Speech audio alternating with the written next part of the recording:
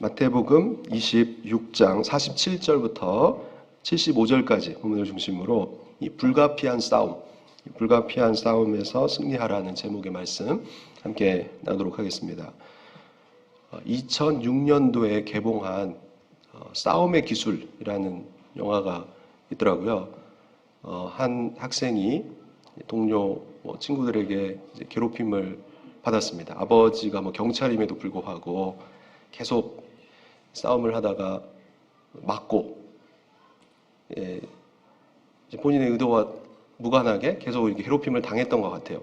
그런데 어느 날 그 싸움의 고수를 만나게 됩니다. 그 고수도 그 괴롭힘을 당했던 그 학생을 알아보고 그 잠재력을 키워서 결국 예전과 달리 싸움에서 잘 이기고 이제 성장한다, 그런 내용이었던 것 같아요. 근데 그 영화의 대사 중에 하나가 그 고수가 그 학생에게 이런 얘기를 합니다. 인생은 싸움의 연속이다. 우리도 이 땅을 살아가면서 불가피한 싸움을 해야 될 때가 있습니다. 성경에 보면 할 수 있거든 너희로서는 모든 사람과 더불어 화목하라. 우리가 할 수 있거든 모든 사람과 더불어 예수님 안에서 화목하도록 힘써야 하지만 우리 자신에게 그럼에도 불구하고 피치 못할 싸움이 있습니다. 특별히 그리스도인에게는 이 피치 못할 영적 싸움이 있는 것이죠. 고린도전서에 보면 사도 바울도 허공에 치는 것 같이 그 싸움을 하는 것이 아니라 자신의 몸을 복종시키는 그 싸움을 날마다 한다라고 말씀을 하고 있습니다. 우리도 하나님 나라 가는 그날까지 피치 못할 그런 영적 싸움을 계속해야 하는데 어떻게 이 불가피한 이 영적 싸움에서 우리가 승리할 수 있을 것인지 오늘 마태복음 26장 47절부터 57절부터 75절까지 부분 중심으로 좀 살펴보도록 하겠습니다. 첫 번째로 우리가 이 불가피한 영적 싸움에서 승리하기 위해서는 예수님처럼 하나님의 말씀에 순종을 해야 합니다. 마태복음 우리가 함께 읽은 26장 47절부터 56절에 보면 가룟 유다에 의해서 대제사장들과 장로들에게 파송된 큰 무리가 칼과 몽치를 가지고 예수님께 나옵니다. 여기서 몽치는 곤봉이라고 할 수 있습니다. 칼과 곤봉을 가지고 예수님을 죽이기 위해서 이 무리가 예수님께 나오는 것이죠. 가룟 유다는 미리 군호를 짠 대로 예수님께 입맞추고 이제 무리들이 예수님을 죽이기 위해서 붙잡습니다. 이에 베드로는 칼로 대제사장의 종의 귀를 쳐서 떨어뜨리죠. 실수로 잘못 휘둘러서 맞았는지 기도를 안 하니까 쓸데없는 일을 베드로가 합니다. 그래서 예수님께서는 베드로에게 이렇게 말씀하십니다. 칼을 도로 칼집에 꽂으라. 칼을 가진 자는 다 칼로 망하느니라. 너는 내가 내 아버지께 구하여 지금 12군단 더 되는 천사를 보내시게 할 수 없는 줄로 아느냐. 내가 만일 그렇게 하면 이런 일이 있으리라 한 성경이 어떻게 이루어지겠느냐. 이렇게 된 것은 다 선지자들의 글을 이루려 함이니라. 예수님께서 말씀하십니다. 예수님께서 12군단 더 되는 천사를 보내게 하실 수 있다라고 얘기하는데 한 군단이 보통 한 6,000명 정도 된다고 합니다. 그럼 12군단이면 72,000명 되는 천사를 예수님께서 보낼 수 있는 능력이 있으시라는 거죠. 요한계시록에 보면 천사 한 명이 수십만의 그 마귀의 그 적군들을 물리치는 그런 내용들이 나오는데 천사 한 명도 이런 능력이 있는데 예수님께서는 72,000명의 천사를 지금 이 상황에서도 보내실 수 있다라고 말씀하시죠. 이 천사가 없어도 예수님의 능력 자체만으로 예수님은 죽으심을 피할 수 있으십니다. 그런데 이렇게 예수님께서는 하나님의 뜻을 확인하시고 묵묵히 이제 죽기 위해서 가룟 유다에 의해서 팔리시고 무리들에게 잡혀가십니다.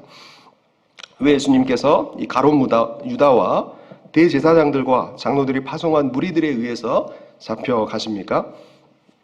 구약의 예언을 이루기 위함이시죠. 예수님께서는 구약 예언의 말씀과 자신이 행동하는 것을 조화를 이루게 하십니다. 스가랴 13장 7절에 보면 이렇게 말씀합니다. 만군의 여호와가 말하노라. 가라 깨어서 내 목자 내 짝된 자를 치라. 목자를 치면 양이 흩어지려니와 작은 자들을 위해 내가 내 손을 들이우리라 이렇게 말씀합니다. 하나님께서는 이처럼 스가랴 13장 6절에서 목자를 치면 양이 흩어질 것이다. 목자를 치면 양이 흩어질 것이라 예언하셨습니다. 예수님께서는 이 벌어지는 사건들이 구약 예언에 응하게 하시는 것이죠. 예수님께서는 제자들이 다 도망가는 상황에서 또 거칠고 흥분한 군중 앞에서 잡히심으로 침착하게 행동을 하십니다. 속으로 구약 예언들을 생각하시면서 하나님의 뜻이 이루어지도록 하시는 것이죠. 예수님께서는 우리를 위해 죽기로 한 이상 그 길을 가면서 불평하시거나 이처럼 요동하지 않으십니다. 이왕 한번 뜻을 정하셨으니 그냥 가시는 것이죠. 예수님뿐만 아니라 이 초대 교인들도 자신과 또 부모, 형제, 가족들이 불에 타 죽고 또 맹수의 밥이 되어서 죽어가면서도 예수님을 부인하지 않고 예수님을 바라보며 끝까지 예수님을 따릅니다. 우리도 예수님처럼 또 신앙의 선진들처럼 이런 꿋꿋함으로 흔들림 없이 하나님의 뜻 가운데 거할 수 있어야 한다는 것이죠. 우리가 가고 있는 길이 참된 길이라는 확신이 여러분 가운데 있습니까?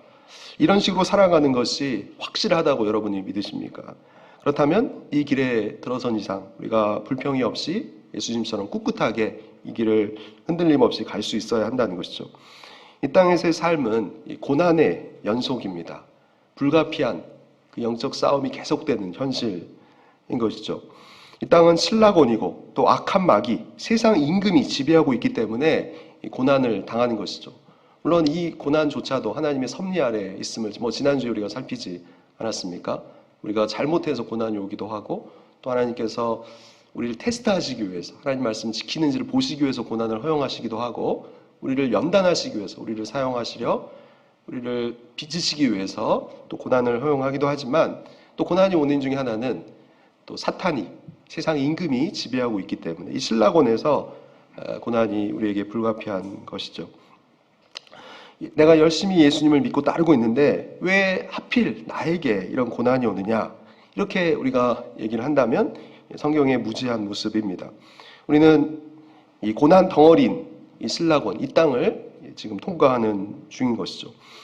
하나님의 일을 하는 선교사님들이 죽는 일이 있습니다. 교통사고로 죽기도 하시고 또 그로 인해서 장애를 입기도 하시더라고요. 하나님의 일을 하는데 그분들이 특별히 왜 그러한 어려움과 고난을 당해야 되는가? 1년에 전 세계적으로 16만 명이 아직도 순교를 당한다고 합니다. 학생부 때 내가 예수님을 잘 섬겼는데 왜 대학에 떨어지는가? 왜 그럴까요? 본인이 공부를 안 해서 성적이 안 나와서 이렇게 떨어진 것이죠. 그리고 예수님을 우리가 이렇게 잘 섬김에도 불구하고 이 땅에 고난이 우리 가운데 있을 수 있습니다. 그렇기 때문에 예수님을 따르면서 우리가 낙심해서는 안 될 것입니다. 이 길은 좁은 길이기 때문이죠. 100명 중에 99명이 안 가는 길을 예수를 믿는 우리가 걸어가고 있습니다. 남들은 일들이 잘 풀리는데 왜 나는 몇 년째 또 일이 잘 안 풀리는가? 나는 도대체 왜 이래야 되는가? 우리는 이렇게 낙심하지 않고 또 어렵다고 투덜댈 것이 아니라 예수님을 만나기까지 끝까지 이 길이 확실하다면 우리가 인내하며 이 길을 걸어야 할 것입니다. 예수님처럼 뜻을 한번 정하면 변덕스럽지 않고 불평하지 않고 쭉 그 길을 갈 수 있어야 하는 것이죠. 그리스도인은 스스로 좁은 길을 가기로 결정한 존재가 아닙니까? 다른 사람들은 잘 먹고 잘 사는 길로 가기 위해서 스펙을 쌓고 준비도 할지라도 그리스도인들은 이 세상에서 혹 사람들로부터 인정을 못 받을 수도 있고 또 에너지와 또 시간을 써야 하고 때로는 재물도 쓰면서 손해보는 그런 삶을 살아가기로 결정했던 신분입니다.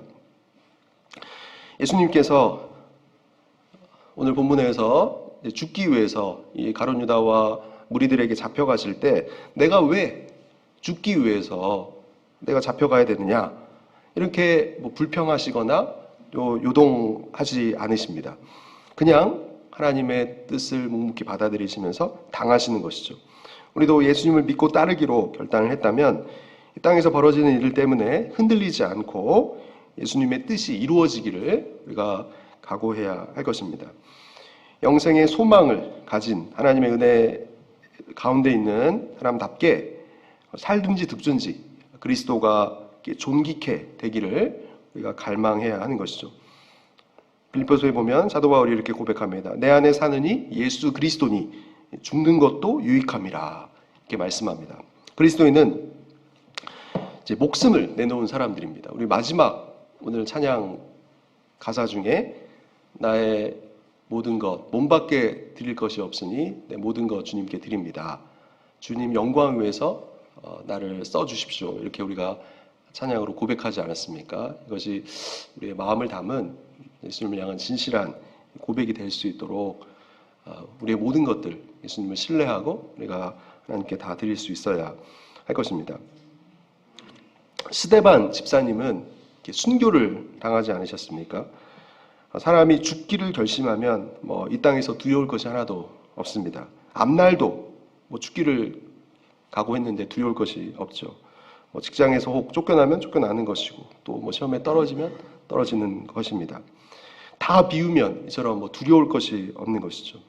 목숨을 내놓은 사람은 또 타협하지도 않습니다.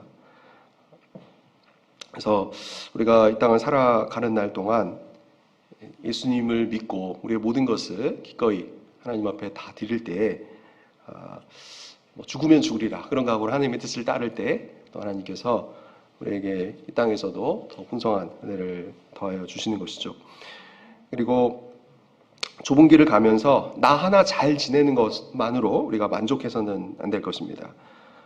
내 몸을 내 몸에게 내 자신을 바친다면 한 번뿐인 인생이 초라할 수밖에 없을 것입니다. 이 땅에 취업이나 또 승진이나 집을 마련하거나 또 자녀들이 좋은 대학에 가거나 그저 이렇게 나와 내 가족만 생각한다면 3m 반경에서 우리가 벗어날 수가 없는 것이죠.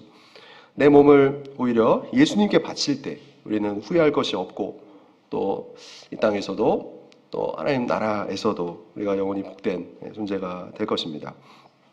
예수님께서는 오늘 본문에서 의연하시고 또 하나님의 뜻이 이루어지기를 계산하시면서 죽기 위해 잡혀가십니다. 우리도 하나님 말씀에 순종하며 내 몸을 예수님께 드림으로 하나님 앞에 인정받고 이렇게 가치 있는 삶으로 계속 나아갈 수 있어야 할 것입니다. 그래서 불가피한 싸움이 우리 가운데 펼쳐지는데 우리의 싸움은 하나님 말씀에 순종하느냐 그렇지 않느냐의 싸움이죠. 우리는 한 치 앞도 알지 못하지만 하나님께서 우리에게 분명히 말씀하시는 그 뜻을 따라갈 때 어려움을 겪을 수 있지만 하나님이 더욱 함께 하시고 또 주 안에서 우리가 형통하며 또 많은 이들을 복되게 하면서 하나님 앞에서 훗날 칭찬받는 우리의 믿음이 될 것입니다. 혹시 하나님 말씀에 불순종한 모습은 없는지 또 하나님의 뜻이 무엇인지 잘 분별하지 못하는 그런 모습들이 있다면 우리가 이 말씀과 기도를 통해서 하나님의 뜻을 확인하고 꿋꿋이 예수님처럼 그 길을 걸어감으로 많은 이들을 다시 한번 유익해 하고 또 많은 열매로 하나님께 영광 돌리고 또 하나님의 나라를 누리는 모두가 될 수 있기를 소망합니다. 두 번째로 이 불가피한 영적 싸움에서 우리가 승리하기 위해서는 오늘 본문에 보면 예수님처럼 계속 기도해야 함을 말씀하고 있습니다. 마태복음 26장 우리가 75절까지 말씀을 보았는데요. 69절부터 75절에 보면 베드로가 예수님을 저주까지 하면서 3번 예수님을 부인하는 내용이 나옵니다. 사람의 결심이나 각오는 믿을 수 없다는 것을 오늘 본문이 재차 우리에게 말씀하고 있습니다. 그 누구도 자신을 자신할 수 없는 것이죠. 결심, 맹세로 되지 않습니다. 우리 자신이 결심해도 안 될 수 있다는 것이죠. 겟세마네 동산에서 기도 없는 이 베드로의 현실은 실패요? 나중에 통곡함으로 바뀌지 않습니까? 베드로도 넘어지고 싶어서 넘어진 것이 아니죠. 그러나 넘어지지 않을 재간이 베드로에게 없습니다. 베드로에게 이 겟세마네 기도가 없었기 때문이죠. 어떻게 강한 마귀를 우리가 이길 수 있겠습니까? 조그만 습관도 고치기가 쉽지 않은 우리가 어떻게 마귀와 싸워서 승리할 수 있겠습니까? 내가 무기력하며 또 열심을 내지 못하는 이유는 결국 하나님을 의지하지 않고 기도가 부족하기 때문입니다. 기도를 안 한다면 마귀에게 나를 쓰러뜨릴 기회를 주는 것과 마찬가지인 것이죠. 마태복음 26장 41절에서 우리가 전에 살폈던 것처럼 예수님께서는 시험에 들지 않도록 깨어 기도하라. 시험에 들지 않도록 깨어 기도하라 말씀하지 않습니까? 육신이 약하기 때문에 시험에 들지 않게 깨어 기도하라고, 육신이 약하기 때문에 시험에 들지 않게 깨어 기도하라고 예수님께서 명하시죠. 인간은 이처럼 약하기 때문에 오직 기도를 통해서 하늘로부터 오는 힘을 공급받아서 세상을 이길 수 있습니다. 스마트폰, 휴대폰 배터리가 약해지면 또 흐려지고 어두워지다가 결국 그 기능을 못하지 않습니까? 마찬가지로 우리에게 기도가 없을 때 영적인 힘을 쓸 수가 없는 것이죠. 예수님께서 요한계시록에 보면 7교회를 말씀하시면서 특별히 4대 교회가 살아있다고 스스로 얘기하지만 죽었다고 책망하십니다. 4대 교회가 죽었다는 것은 하나님의 영광을 위해서는 하나도 사용되지 않는다는 말씀입니다. 먹고 살고 또 출세하고 자신의 계획을 밀고 나가는 것 뿐이지 하나님의 나라와 아무런 상관이 없는 삶이 바로 영적으로 거의 죽은 모습인 것이죠. 우리는 의의 무기가 되어야 되는데 자신과 또 자신의 가족만을 위해 살고 있다면 사도교회와 같이 살아있지만 죽은 것과 마찬가지의 모습입니다. 사도행전 1장 14절에 보면 초대교인들이 기도에 집중적으로 10일 동안 마가의 다락방에 모여서 힘쓰지 않았습니까? 또 로마서 12장에 보면 환난 중에 참고 기도에 항상 힘쓰라. 기도에 항상 힘쓰라 말씀하죠. 에베소서 6장 18절에도 보면 모든 기도와 간구를 하되 항상 성령 안에서 기도하고 깨어 구하기를 항상 힘쓰라 말씀합니다. 항상 성령 안에서 기도하고 깨어 구하기를 항상 힘쓰라 말씀하죠. 또 골로새서 4장에도 보면 기도를 계속하고 깨어 있으라. 기도에 내 자신을 바쳐라. 기도에 전념하라. 이렇게 성도들에게 명령하고 있습니다. 데살로니가전서 5장 17절 우리가 잘 아는 것처럼 쉬지 말고 기도하라. 쉬지 말고 기도하라 이렇게 명하죠. 오늘 본문을 통해서 우리의 힘으로는 시험에 들 수밖에 없음을 우리가 다시 한번 확인하게 됩니다. 기도를 하지 않으면 열심과 열정이 죽고 껍데기만 남게 된다는 것이죠. 마음만 우리가 가져서는 안 될 것이며 계속 기도의 자리에 있어야 할 것입니다. 무엇보다 우리 자신의 각자 기도 시간이 언제인지 다시 한번 이렇게 돌아볼 수 있기를 바랍니다. 새벽이든 저녁 시간이든 그 기도의 시간이 있고 또 기도의 습관이 있을 때 마귀의 공격이 오더라도 우리는 하나님의 도우심과 능력으로 잘 분별하면서 승리하고 나도 복되고 또 주변 사람들을 복되게 할 수가 있는 것이죠. 기도 없는 그리스도인은 세상에 던져진 밥임을 우리가 기억해야 합니다. 기도가 없다면 우리는 세상에 던져진 밥에 불과합니다. 우리가 어떤 힘이 있다고 강한 마귀를 이길 수가 있겠습니까? 대형 교회에 다닌다. 또 유명한 좋은 교회 다닌다. 또 교회 목사님은 능력이 있다. 또 부모님이 장로님이시다. 나는 4대째 신앙생활을 하고 있다. 나는 청년부 회계 출신이다. 그것으로 우리가 이길 수 있을까? 결코 우리는 그러한 것으로 마귀를 이길 수 없습니다. 마귀는 봐주는 것이 없죠. 사람은 좀 유두리가 있고 또 눈물이 있지만 마귀는 결코 우리를 봐주지 않습니다. 내가 바쁘기 때문에 또는 몸이 아프기 때문에 또 하기 싫어서 또 게을러서 기도를 하지 않는다면 그 어떤 이유든지 간에 우리는 마귀의 밥이 될 수밖에 없습니다. 이것은 이제 공식이죠. 사람에게는 좀 통할 수 있겠지만 마귀에게는 소용이 없습니다. 무슨 이유든지 기도가 없다면 우리는 쓰러질 수밖에 없습니다. 예수님의 수제자 이 베드로까지 무너진 것을 우리가 보지 않습니까? 베드로는 우리에게 교훈을 주고 있습니다. 봐라, 기도 없는 나는 가장 작은 사람, 여종에게조차도 지는 것이다. 이렇게 우리에게 시청각 교육을 베드로는 해주고 있습니다. 다시 한번 마귀는 봐주는 것이 없습니다. 아량이 없는 것이죠. 내가 바쁘기 때문에 또 잠이 많아서 기도를 못했기 때문에 마귀는 뭐 나중에 얘는 시험에 들게 하자 이렇게 얘기하지 않습니다. 마귀는 그것을 기회로 여기고 우리의 빈틈을 노려서 언제든지 공격하려고 하는 것이죠. 마귀가 아량이 있을 것이라 우리가 착각해서는 안 될 것입니다. 너무 바빠서 기도 생활을 못할 때도 마귀는 우리를 공격할 것입니다. 베드로가 피곤해서 결국 기도를 못했죠. 그러나 이제 마귀는 그것을 이용해서 기도 없는 베드로를 쉽게 무너뜨리고 예수님을 부인하는 자리에 이르게 했습니다. 또 목사라 할지라도 또 성도들을 돌보고 뭐 상담을 한다 하는 일 때문에 기도를 못한다면 이때에도 마귀는 이 먹잇감이라고 생각하고 쓰러뜨리려고 하고 또 많은 문제들을 야기시키려고 할 것입니다. 기도가 없을 때 이 베드로처럼 통곡할 수밖에 없기 때문에 망할 수밖에 없기 때문에 우리는 어떤 상황에서도 꼭 기도를 해야 합니다. 기도의 습관을 만들어야 하는 것이죠. 기도에는 무엇보다 상한선이 없습니다. 내가 몇 시간을 기도하겠다 인 것이 아니라 계속 많을수록 참 좋은 것이죠. 우리가 1시간 이상 매일 하나님 앞에 기도할 수 있기를 소망합니다. 아니면 더 나아가서 요한 웨슬레 같은 경우는 2시간 이상 이렇게 기도를 했다고 해요. 또 마틴 루터 같은 경우는 종교개혁이 일어날 때 이제 3시간씩 이렇게 기도를 하면서 그 종교개혁을 완성한 것을 보게 됩니다. 오늘 제가 말씀드리고자 하는 것은 어떤 상황에서든 우리가 기도를 계속해야 한다는 것이죠. 그렇지 않으면 넘어질 수밖에 없기 때문에 그렇습니다.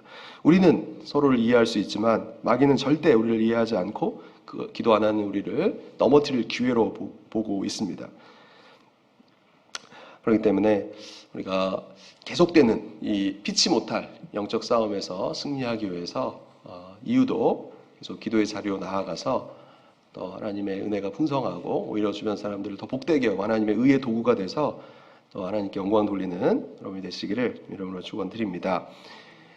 지금까지 2가지를 말씀드렸습니다. 우리가 피치 못한 그 영적 싸움을 계속해야 되는데 승리하기 위해서는 하나님의 뜻을 잘 분별하며 그 길이 맞다면 그러니까 꿋꿋하게 요동하지 않고 순종의 자리로 계속 갈 수 있어야 한다는 것이고, 두 번째는 베드로의 실패를 통해서 우리가 기도의 자리에 있을 때 하나님께서 주시는 힘으로 승리할 수 있음을 우리가 기억해야 할 것입니다. 그리고 마지막으로 우리가 불가피한 영적 싸움에서 승리하기 위해서는 이 사랑을 더해야 합니다. 오늘 마태복음 26장 57절부터 68절에 보면 예수님께서 유대 종교 지도자들에게 잡히셔가지고 이 종교 재판을 받는 장면이 나옵니다. 예수님께서 유대 종교 지도자들에 의해서 대제사장 앞에 끌려가셨을 때 예수님을 죽이려고 거짓 증인들이 나옵니다. 그런데 하나같이 다른 얘기를 하니까 예수님을 죽일 근거를 찾지 못한 것이죠. 그런데 어떤 사람들이 2명이 나와가지고 이렇게 얘기합니다. 내가 하나님의 성전을 헐고 사흘 동안에 지을 수 있다라고 했다. 예수님께서 말씀하신 성전은 예수님 자신을 말씀하는 거죠. 근데 예수가 성전을 헐고 사흘 동안에 다시 지을 수 있다라고 했다. 이렇게 예수님을 죽일 근거로 제시를 하는 거예요. 그럴 때 대제사장이 예수님께 묻습니다. 사람들이 이렇게 너를 죽이기 위해서 증거를 대는데 이것이 사실이냐? 그런데 예수님께서 이때는 침묵을 하십니다. 그리고 대제사장이 예수님께 묻죠. 네가 하나님의 아들 그리스도인지를 분명하게 얘기를 해라. 그랬더니 예수님께서 말씀하십니다. 네가 말하였다. 내가 하나님의 아들 그리스도다. 이후에 인자가 권능의 우편에 앉아 있는 것과 하늘 구름을 타고 오는 것을 너희가 분명하게 볼 것이다. 이렇게 하니까 대제사장이 자기 옷을 찢으면서 신성모독했다라고 하면서 예수님을 죽이기로 결정을 하죠. 사람들은 예수님의 얼굴에 침을 뱉고 주먹으로 치우고 손바닥으로 때리면서 너를 친 자가 누구냐 이렇게 조롱합니다. 이 종교 재판을 통해서 이 본문에서 드러나는 것은 인간의 악함입니다. 거짓 증거자들을 부른 그 종교 지도자들, 또 거짓 증거자들, 그리고 이 편법이 이 종교 재판에 횡행했죠. 유대법에는 이 밤중에 사형을 결정할 수 없었습니다. 그런데 대제사장이 회의를 주재만 해야 되는데 월권을 해서 이 밤중에 사형을 결정했죠. 그리고 죄가 있다는 것과 사형 결정 사이에는 일정한 시간적인 간격이 필요한데 이것을 또 무시하고 예수님을 죽이기로 이렇게 유대 종교 지도자들이 결정을 합니다.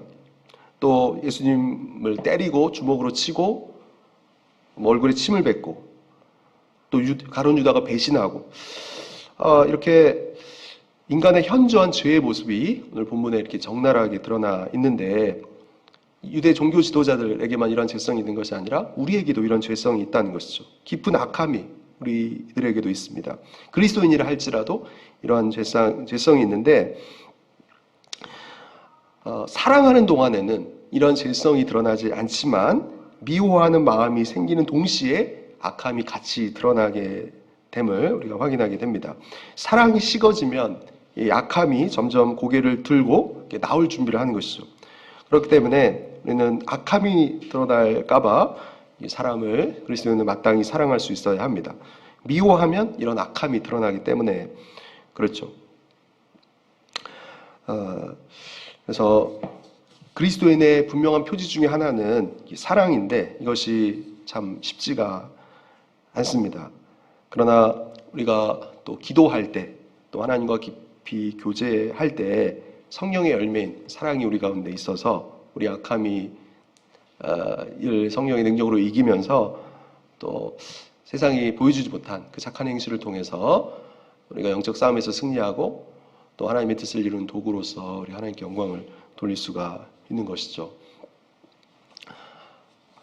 그래서 우리는 이 피치 못할 영적 싸움을 계속해야 합니다. 우리 가운데 하나님의 뜻을 잘 분별하면서 또 그 뜻에 따르는 꿋꿋함과 요동치 아니함이 있는지, 그리고 어떤 상황에서도 기도하는 우리의 모습들이 있는지, 그리고 이 사랑으로 악이 아니라 오히려 성령의 열매로 다른 사람들을 또 하나님 나라를 이루게 하는 도구로서 살면서 우리가 이 피치 못할 영적 싸움에서 승리하며 하나님께 영광을 돌리고 있는지 이 시간 우리 자신을 좀 돌이켜볼 수 있기를 바랍니다. 그래서 오늘 이 세 가지 순종과 기도와 사랑이 우리 가운데 더해져서 하나님 나라를 이루고 또 하나님의 뜻을 이루면서 또 많은 사람들을 복되게 하고 하나님 앞에 더 큰 은혜와 복이 넘치는 여러분의 삶이 되시기를 주님의 이름으로 축원드립니다.